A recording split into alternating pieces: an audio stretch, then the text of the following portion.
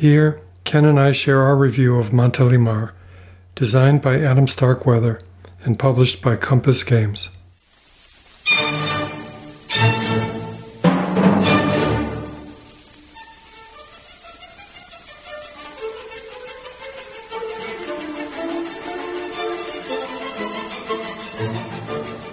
So here we are, Ken. We've been playing Montelimar for almost a month, and I think we're ready to share some of our opinions and conclusions. We have played 4 scenarios, not all the way through. We played 1, 2, 4, and 5. We played scenario 2 all the way through to a conclusion. It was a nail-biter all the way to the end. Either side could have won. It turned out the Germans won that one. But it could have gone the other way, easily could have gone the other way, and it held my interest. The first scenario was a good scenario to learn off of. Learned a lot from that scenario, that's for sure. The second scenario, I think, was a little bit better, maybe a little bit more wide open. And, of course, the last one we played was basically a combination of the two put together. Yeah. I want to start the discussion with what I think is the main issue with this series. Well, of course, I say series, I really mean Montelimar, but I think these comments may apply to other games in this series. And that issue is the rules. Okay. I have to say, we spent about a month on this game. And we devoted most of that time to reading, studying, questioning the rules, and trying to apply the rules to actual game scenarios. So we spent a lot of time. And it's not like we're novices playing war games or reading rules or interpreting rules. We're used to reading rules. We're even used to reading complex rules. But these rules for this game were extremely challenging, I found. Oh, yes.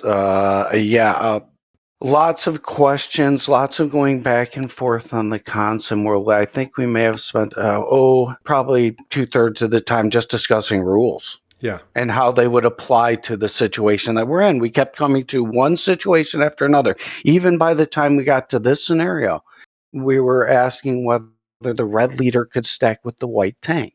Yeah. The white striped tank. It doesn't directly address that.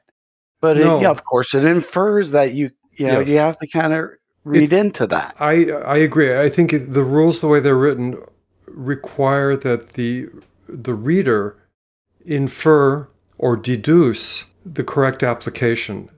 Many times we wished that the rules would just simply state a simple fact. Yes.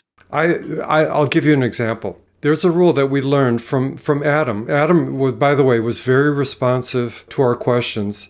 I posted a lot of questions, but Adam was generally very responsive, which I appreciate. But it turns out there's a rule that says, if a formation or a division is on the map, you get to add the chit for that division or formation into the cup unless otherwise stated, for example, in the setup chart. However, to my knowledge, that simple statement does not appear anywhere in the rules. That would have been extremely useful to know that.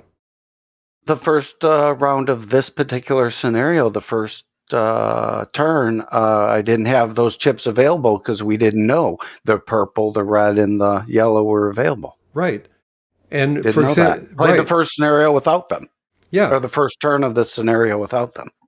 One thing that's good about this whole thing is this kind of thing, these rule things, could easily be rectified in, a second edition or something like that. Right. And I know that they are working on that. They are working on making an updated rules, maybe even, I'm not exactly clear on this, but maybe a series rule book for the entire CSS system. All right. Okay. So I want to move to another topic. Mechanics. The game mechanics, and one in particular regarding movement. Now, in this game system, you have to choose at the beginning of an activation whether your unit is deployed or in column. And once you choose that, you're stuck in that mode. You cannot switch. I found that to be a serious drawback. Now, it makes for interesting gameplay. What do I mean by that? Well, To approach the enemy, you have to be in column. If you're going to do any kind of movement at all, unless some of the mechanized units can be deployed and they have a reduced movement rate, okay, that's fine. But generally, for the infantry, for the leg units, you have to choose deployed or in column. Deployed means you're not dug in, but you're basically in place, ready to shoot. In column means you're marching along. But there's no intermediate step. When you're in column, you're more exposed. You're more exposed to damage. Your defense factor is negatively impacted, and you are subject to rout. You could rout off the map. If you're deployed, basically for the leg units, you're not going to rout. So how do you approach the enemy? You have to approach in column, vulnerable. Now, to me, having played other games, there should be an intermediate mode, like tactical movement, where the leg units are deployed, but they can advance, let's say, 1 hex or 2 hexes. Or some other mechanism where you can switch in the middle of an activation from deploy to in column or back again. And I believe that would have been extremely useful and would have made the game a lot more fun if you can approach near the enemy and then go into deployed mode and maybe use some version of tactical movement. Ken, do you have any thoughts about movement in general, or that in particular? Yeah, I agree with pretty much everything you said. What repercussions of having to move up there in column? You go up there in column, and it stymies the attack because the guy. You get up there, you can't really do anything, so you're relying on the chit-pull, a double chit-pull, perhaps. Perhaps you get the next chit-pull, and then you can deploy. But you're stuck in this column thing, though, so the guy's going to barrage you. Okay, he's going to There's put a lot down of the that hammer going on, a lot of barrage going on. Especially if the Germans, and they are the Germans trying to attack. It stymies their attack. It really hurts their attack that they can't move one while they're deployed. That would be very helpful. You're moving up there. You got to get up there first, and the guy's just pounding you. Okay, but it affects a lot of things like line of sight. I mean, sometimes I think to myself, you're in column, ought you be able to even, draw a line of sight in some cases? The line of sight rules I've questioned from the beginning, of course. Yeah. I've grown to accept them, but some of the line of sight rules, I don't know. You can move a guy, you move your recon dudes, and maybe this is the way the game's supposed to be. You move those little armored cars into a position, you get a line of sight, and then you shoot your artillery on them. Sure.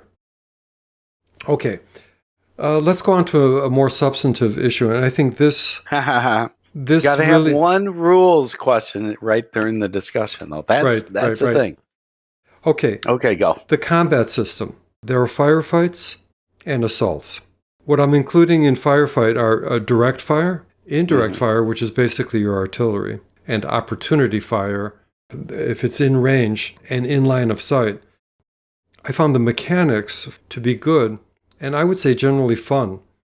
Easy to go through the numbers practically after you know them. Okay, this. Okay, I got a 4, roll it. I really liked it.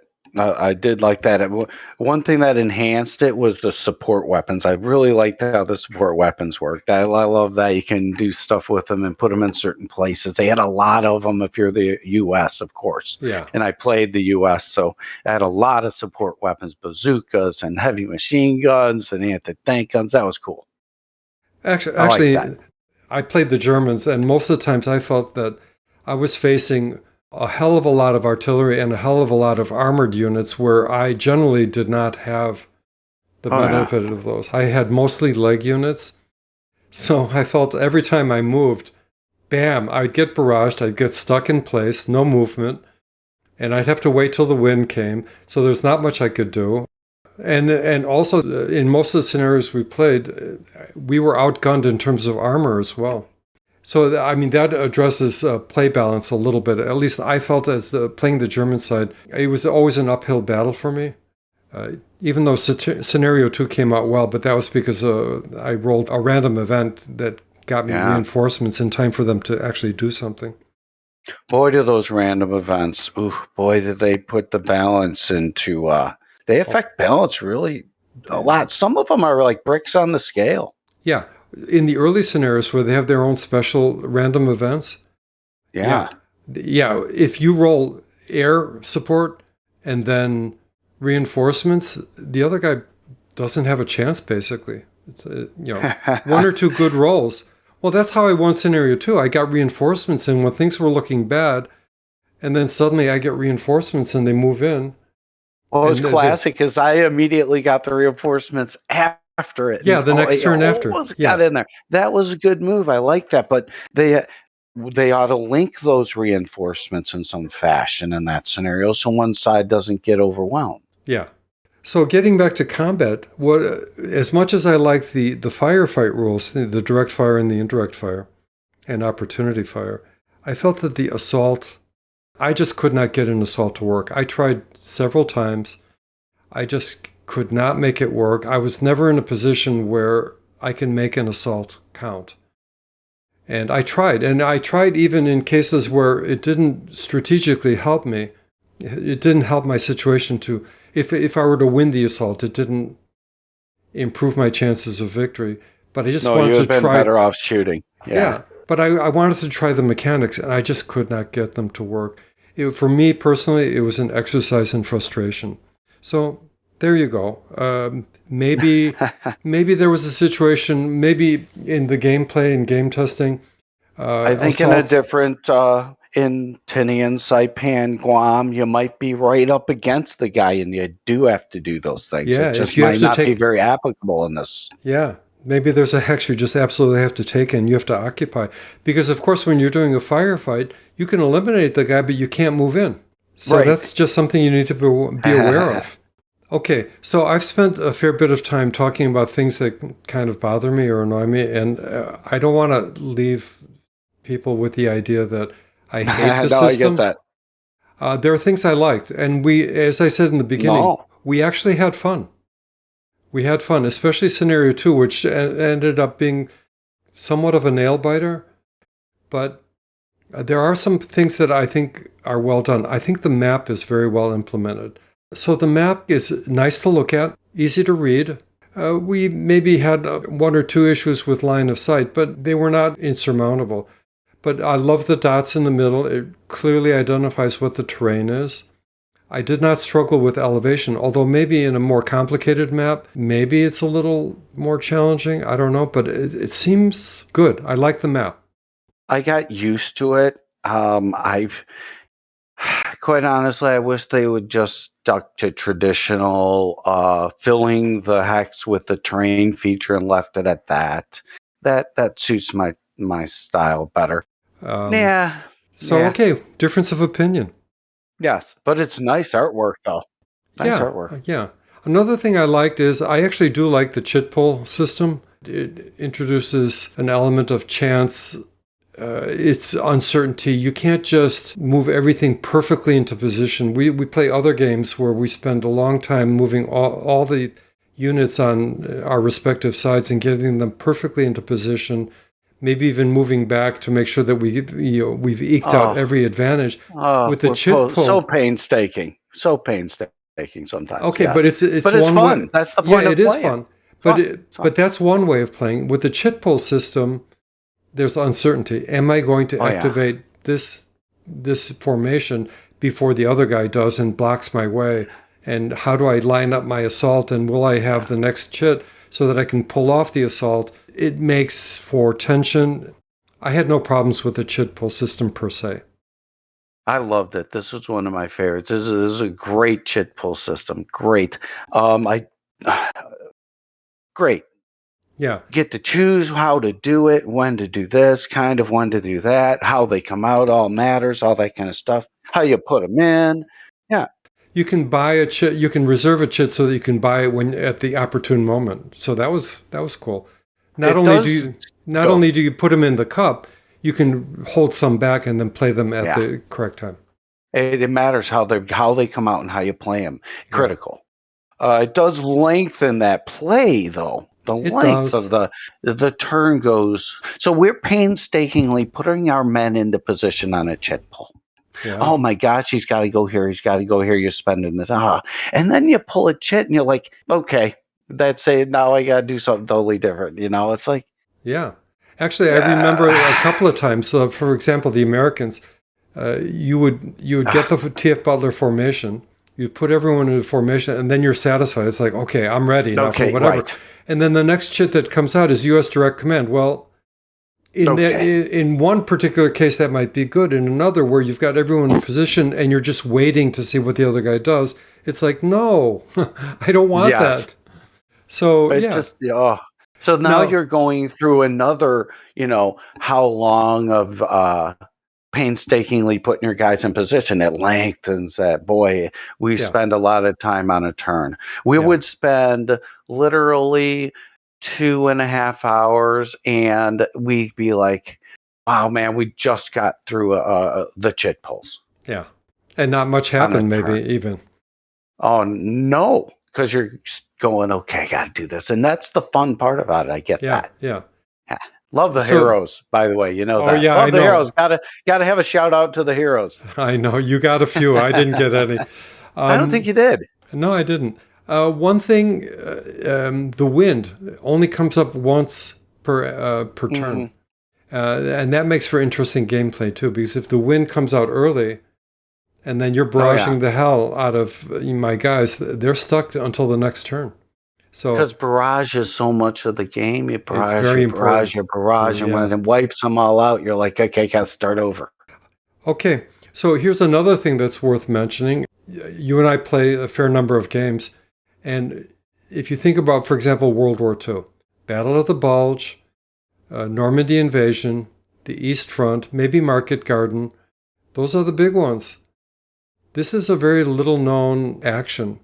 And it was refreshing, I think, it's a plus, to be playing in a different theater, with different units, with different objectives. Now, having said that, and I count that as a plus, we seem to spend, for the month that we were playing this, a lot of time fighting over the same terrain. Basically, the terrain that my screen is focused on, I got really familiar with that hill. What hill is it? The one where the medium barrage is? Yes. Hill 300. Yes. Yeah. We would spend just a lot of time looking at that. Yeah. The guy on the hill. Now you've got this other hill where your major general is on. Yes. Hill 294. Yeah. But Hill 300. Spent a lot of time looking at that and trying to think how to get at it, how to get around it. So on one hand, it's great to be fighting a different battle, but we ended up spending a lot of time looking at the same terrain, fighting over the same issues, trying to find a way around it. We could have played this game on a 34 by 22 map. For what we ended up doing, yeah. Is this game... I got a question for you. Is this game suited for a monster game? Like they're all set up, like GTS is set up is set up for monster games. I don't know if this is suited for a monster game. I think it's more suited like Tinny and maybe your Saipan or something, like a small map, squad leader type scenarios. Yeah. For Pete's sake. I know what you're saying. I think we started playing Scenario 5, and we got to the point where we had spent a couple of hours just moving guys around, and then I got an activation. Basically, I got my whole division, and we started. I started looking at all the guys I have. I think after I had just done mine 2 times in a row, spending 2 hours, 3 hours doing that. And then the prospect of moving all my division guys, and a lot of them couldn't move because of the barrage. But I also had guys way down south. I had these formations way down at the bottom. Just there coming in. There are so many choices, which is great. But wow. Yeah. And now, if you multiply that by a full campaign, I don't know if I could spend what I think would take maybe a month or two just to play out the full campaign. And by the way, we play 3 times a week if we can. And I think it would take us a couple of months to play through the full campaign. It would be... Oh, boy. I just can't envision doing that. Yeah, that's a bit much. People play these games like the GTS games are the ones I'll point to, Eagle's Dare and those style of games. And boy, are those monsters. Okay, Greatest Day. Monsters, okay? Maybe they should be suited to squad leader size scenarios. I'm not kidding. I don't know. There will be fans for every type of play. Yes, it's great. I like a lot of this. So on balance, I guess you could already tell. I give it a mixed review. I think for me, the main sticking point are the rules. I cannot fully endorse this game because of the way the rules are set up and the amount of effort it took for me personally to make it through the rules and to understand the rules at the level that I need to understand and feel comfortable with. The rules need to facilitate the gameplay, not slow it down. That's my bottom line. Right. The rules are an issue. I think for me, I really like this game. I think it's great. The lack of scenarios, we've run over this map a million times. Okay, done with that. The lack of scenarios is not good for me. Yeah. I don't like that. I want to do something different. Okay, there you go. That's all for now. Thanks for watching. This has been The Great Game.